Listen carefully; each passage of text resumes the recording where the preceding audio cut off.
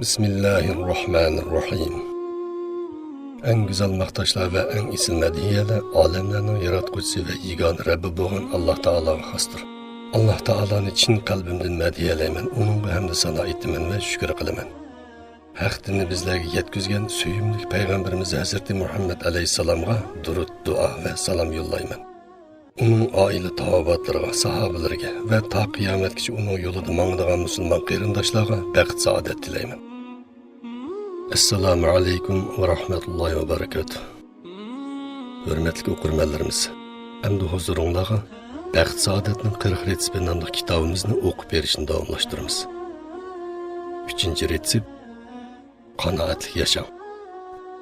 Payg'ambar alayhisalom qanoat tugumas boyliqdir degan. İnsanның nafsini qanoatdan boshqa narsa to'yg'izolmaydi. Qanoat qilmagan kishi hargiz baxtli bo'laolmaydi. Allah Ta'alaning baginiga rozi bo'lib qanoat qilgan odam eng boy odamdir. Siz sizga ato qilingan qomatingizga, mol-mulkingizga, farzandlaringizga, turalg'ingizga va qobiliyatingizga qanoat qilishingiz lozim. Bu Qur'oni Karimning buyrug'idir. Fakhudh ma ataytuka va kum minash shakirin.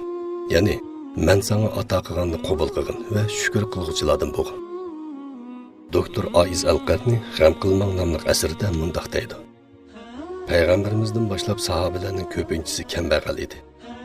Ulardan keyingi musulmonlarmi asosan kambag'al edi. Ularning na yigidek ashtamaqi, mingudek uluqi, uchisiga otqudek tuzukrak kiyimi, turg'udek turalg'isimi bo'lmagan edi. Shundaq turibmi ular hayotlikqa ta'sir ko'rsatib, o'zini va boshqalarni baxtli qila olgan edi. Chunki ular Alloh ularga ato qilgan moddiy va ma'naviy ne'matlarni to'g'ri yo'lga ishlatgan edi. Shuning bilan ularning umriga, vaqtiga va talantiga barkat berilgan edi. Bularning aksicha yana bir turkum jamoat bo'lib, ularga mol dunyo, bola-chaqa, hisobsiz ne'matlar berilgan bo'lsa-mu, lekin bu boyliqlar ularning baxtsizlik va tushkunligining sababi bo'lib qolgan edi. Chunki ular durustlikdan va haq yo'ldan qiyib ketgan edi. Ba'zi kishilar borki, ular garchi dunyoviy shahodat nomilarga erishgan bo'lsa-mu, ularning to'hpilarida, tushanchisida va jamoatchilik orasidagi ta'sirida voy degidek biror narsani topqili bo'lmaydi. Ya'ni ba'zi bir kishilar borki, ular ilmi cheklik bo'lsa-mu, o'zida bor bo'lgan iqtidorni voyaga yetkazib joriy qildirib, manfaat, islohot va gullanishga to'lgan ulug' iqimlarni barliqqa keltira oladi.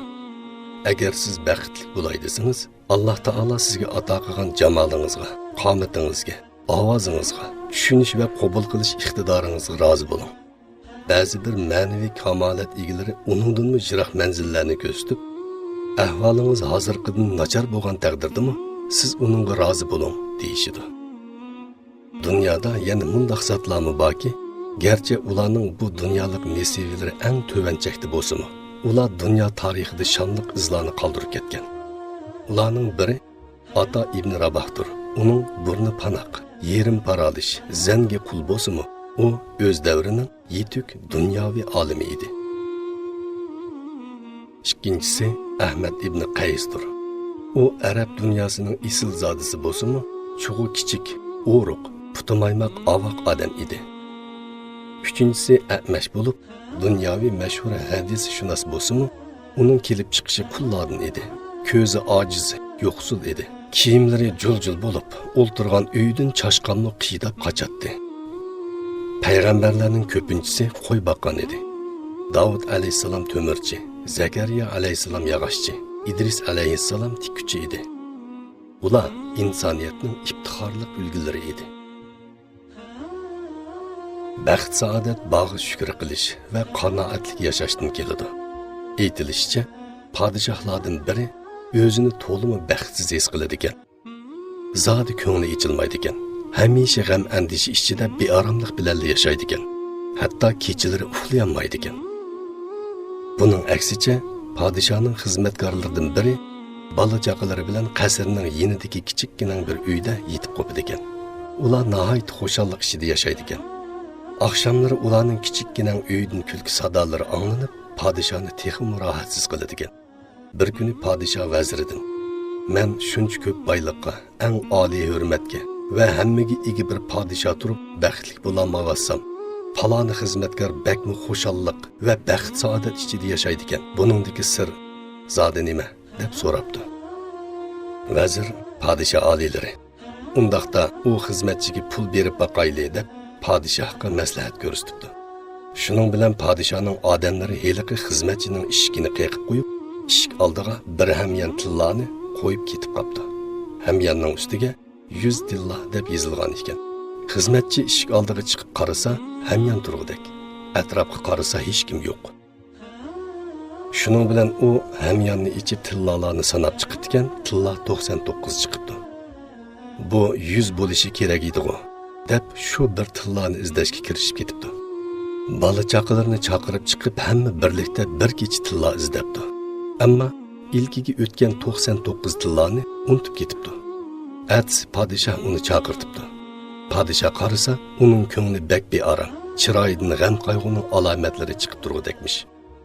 Shuning bilan podshoh bu bearamlikning sababini so'rasa, xizmatchi shu bir tillani izlab topolmaganlikdan o'zining qattiq bearam bo'lib, qayg'urib ketganligini aytibdi.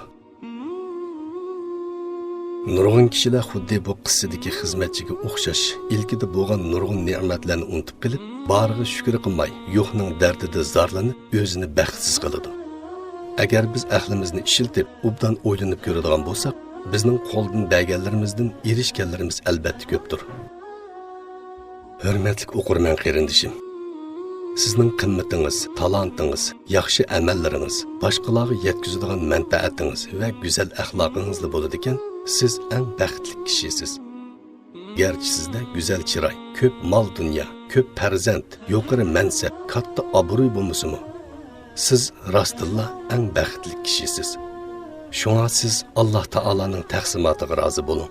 Alloh taolo Qur'oni Karimda Nahnu qasamna baynahum ma'ishatahum fil hayatid dunya. Ya'ni biz ularning dunyo hayotidagi rizqini ularning orasida taqsim qildik. Rizq izlang, ammo hiris bo'lmang. Alloh taolo layning ostidagi qurt qo'ng'izlarga rizq beradi. Va ma min dabbatin fil ardi illa alallohi rizquha. Ya'ni yer yuzida qandaqli bir jonliq bo'lsin, uning rizqini Alloh ustiga olgan. Alloh taolo qushlarga rizq beradi. Agar sizlar Allohga chin ishonch qilib tayinadigan bo'lsanglar, Allah albatta sizlarga attigini qo'saqlari ochlikdan chaplashgan holati chiqib ketib, kechda qo'saqlari to'mpaygan holatda qaytib keladigan qushlarga rizq bergandek rizq beradi. Alloh taolo sudagi baliqlarga rizq beradi. Halbuki siz layning ostidagi qurut qo'ng'izlardan, havodagi qushlardan, sudagi baliqdan albatta ahamiyatli va hurmatli mavjudotsiz. Shunga siz rizqingizdan g'am qilmang. İnsanlarning beshiga keladigan har qanday bir baxtsizlikni yoki kelishmaslikni va yoki ziyon zahmatning faqat ularning Alloh taoladan jiroqlashib ketgandan keyin keladiganligi shaksiz haqiqatdir. Kishilarning ahvoliga obdan nazar soladigan bo'lsangiz, shuni ko'ra olaysizki, dunyoda nurg'un kishilar tan saqligi, turmushning bayoshatligi, ko'nglining xushalliqi qatorliq baxt saodat ichida bir obdan hayot kechirib kelayotgandan keyin to'satdan ularning hayotida o'zgarish bo'lib, ularning tansaqligi og'riq silaqqa, xushalliqi g'amkinlikka, bayoshat turmushi muhtojlikqa aylanib qoladi. Buning sababini surishtirganda, masalaning tugini ularning Alloh taoladan jiroqlashib ketganligi bo'lib chiqadi. Bu jiroqlashishning sababimi har xil bo'ladi. Ba'zilar o'zining omadlariga ko'ranlab ketib, mag'rurlanib qoladi. Ondan haddidan oshadi, gunoh qiladi. Ba'zilar o'zini Alloh taoladan behojat sanab qoladi. Ondan amal ibodatlarga ko'ngil bo'lmaydi. Ya'ni ba'zilar oshko'zlik qilib yo'lsizlik qiladi va halol haromni ilg'amaydi. Shuning bilan Alloh taoladan jiroqlashib qoladi. Chunki Alloh taolo mundaq deydi: "Va man a'rada an zikri fa inna lahu ma'ishatan danka." Ya'ni kimki mening zikrim bo'lgan Qur'ondan yuz o'riydi ekan, uning hayoti jafoliq bo'ladi. ذلك بأن الله لم يكن مغيرا نعمة أنعمها على قوم حتى يغيروا ما بأنفسهم. Yani bu azapның düşüşü şunun üçünki, bir qavm özünün halatını küfri ve günah bilen özgertmegiçe Allah ulağı bergen nimetini özgertip etmeydi. وَمَا أَصَابَكُم مِّن مُّصِيبَةٍ فَبِمَا كَسَبَتْ أَيْدِيكُمْ وَيَعْفُو عَن كَثِيرٍ. Yani beşinlarga kelgan har qanday bir musibat sizlarning o'z qo'linglar sodir qilgan gunohinglar tufaylidandir. Shundaqdimi Alloh gunohinglarning nurg'unlarini afv qilib etadi. La in shakartum la azidannakum va la in kafartum inna azabi lashadid. Yani ne'matimga shukr qilsanglar, uni texmi oshirib beraman. Agar tuzgurlik qilsanglar, mening azobim albatta bakmi qattiq bo'ladi. Wa allazi istaqamu ala at-tariqati la asqaynahum ma'an ghadaqan linaftinahum. Yani agar ular, ya'ni Makka kuffarlari to'g'ri yo'lda bo'lsa edi, ularni sinash uchun mo'l yomg'ir yog'dirib beradi. Ya'ni rizqini keng qilib beradi. Allah Taala payg'ambar alayhisalomga hadis qudusida mundaq degan: Ey odam bolasi, rizqingning tor bo'lib kelishidan qo'rqmagin. Mening xazinalarim to'lib toshqandir. Ey odam bolasi, men seni ibodat uchun yaratdim. O'ynama. Sana rizq berishni o'z ustimga oldim. Sen g'am qilmagin. İzzetim bilan qasamki, agar sen mening taqsimotimga rozi bo'lsang, dilingni va jismingni rohatlantiraman. Hamda mening dargohimda madiyaga sazovor bo'lsan. Agar sen men degan rizqqa qanoat qilmasang, izzetim bilan qasamki, dunyoni cho'qim sana musallab qilib qo'ymanki, sen dunyoga xuddi quruqlikdagi yirtqushlar o'g'i etilgandek etilsan. Ammo yanada men taqdir qilgan rizqdan boshqasiga erishamaysan. Ey odam bolasi, men osmon zaminni yaratdim. Hargiz herib qolmadim. Ey odam bolasi, men sendan atining amalini bugun talab qilmagandek, senmi mendan atining rizqini talab qilmagin. Reallikni ko'ryapmizki, ba'zi kishilar tez vaqt ichida boy bo'lsamkan deb qattiq ishlaydi. Hatto tuzuk orom olmasdan pul tepishga tirishadi. Ba'zida halol haromning chek-chegirasidan chetlab ketadi. Ba'zida ibodatlarni kechiktirib qo'ydi. Ammo ular Alloh taolo putayotgan rizqdan boshqasiga erishamaydi. Yana ba'zi kishilar qanoatchanlik bilan ish ko'radi. Hamma ishni o'z yo'lida qiladi.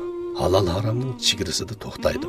Amal ibodatlarni joyida o'rindaydi. Har holat uchun Alloh taologa shukr qiladi.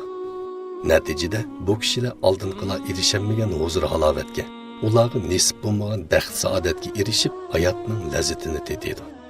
Agar ishlagan odamning hammasini boyib ketadigan ish bo'lsa edi, ishlashga kuchi yetmaydigan ojiz kishilar, meyiblar, kasallar, boqquchisi yo'q yashinib qolganlar ochlikdan o'lgan bo'lar edi. Agar rizq ishlash bilan keladigan bo'lsa edi, o'zining rizqini tepib yeyolmaydigan jonliqlarning hech biri yashamagan bo'lar edi.